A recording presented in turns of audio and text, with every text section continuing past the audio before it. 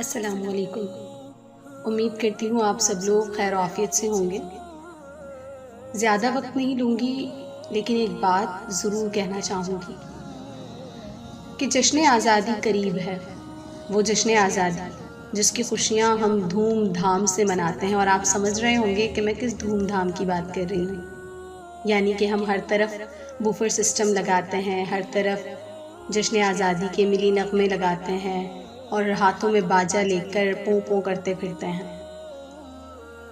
ٹھیک ہے، ہم جشن آزادی مناتے ہیں، ہم اپنے وطن سے محبت کرتے ہیں اور ہم محب وطن ہیں، لیکن اس بار کچھ خیال کیجیے گا کہ جشن آزادی اور محرم الحرام قریب قریب ہیں۔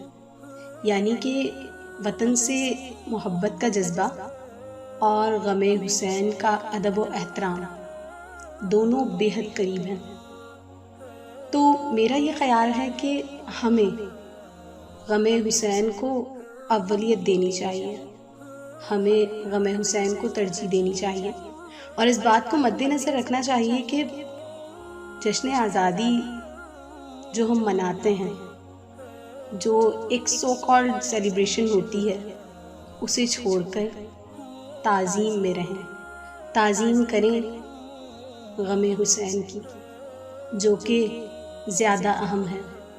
آپ سب سے گزارش ہے کہ جتنا ہو سکے اتنا خیال رکھیں کہ اس تعظیم میں کوئی بھی کمی باقی نہ رہے۔ اپنا بھرپور خیال رکھیے اور غم حسین کو اس طرح منائیں کہ ہم پاکستانی ہونے سے پہلے مسلمان ضرور کہلائیں۔